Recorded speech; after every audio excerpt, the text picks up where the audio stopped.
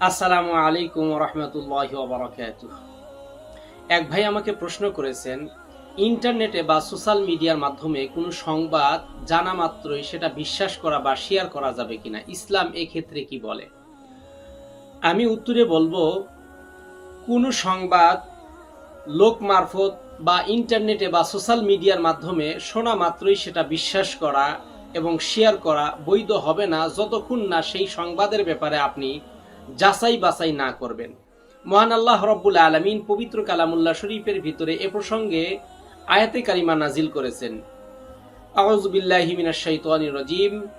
ইয়া আইয়ুহাল্লাযীনা আমানু ইন জাআকুম ফাসিকুম বিনাবাইন ফাতাবায়্যানু আন তুসিবু কওমান বিজাহালাহ ফাতুসবিহু আলা মা ফাআলতুম নাদিমিন।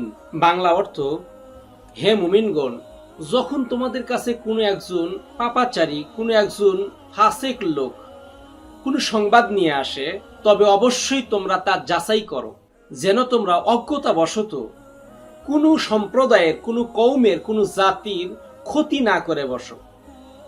সূরা হুজরাতের ৬ নম্বর আয়াতে কারিমা এটা। এ প্রসঙ্গে রাসূলুল্লাহ সাল্লাল্লাহু আলাইহি ওয়াসাল্লাম ইরশাদ করেন, কাফা বিল মারই কাযিবান আইয়ুহাদ্দিসা বিকুল্লি মা সামিআ।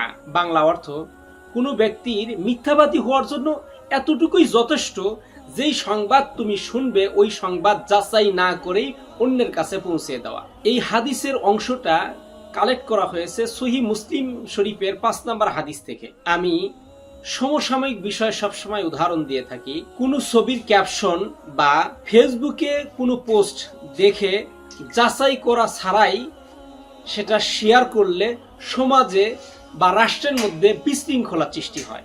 এজন্য আমরা যে কোনো সংবাদ শোনা মাত্রই বিশ্বাসও করব না এবং শেয়ারও করব না, ইনশাআল্লাহ। এখান থেকে আমাদের শিক্ষণীয় বিষয় হলো, কোনো সংবাদ শোনা মাত্রই যাচাই বাছাই না করে বিশ্বাস করা এবং শেয়ার করা এটা অন্যায়। এজন্য আসুন আমরা যখন কোনো সংবাদ শুনতে পাবো, অবশ্যই সেই সংবাদ সম্পর্কে আগে যাচাই বাছাই করব, বিচার বিশ্লেষণ করে যদি সেটা মঙ্গলজনক হয় তাহলে সেটা প্রচার করব।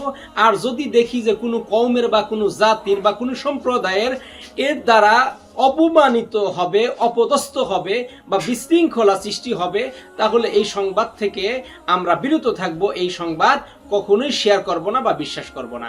আল্লাহ রাব্বুল আলামিন আমাদের বোঝার তৌফিক দান করেন, সেই অনুযায়ী আমল করার তৌফিক দান করেন। আমিন।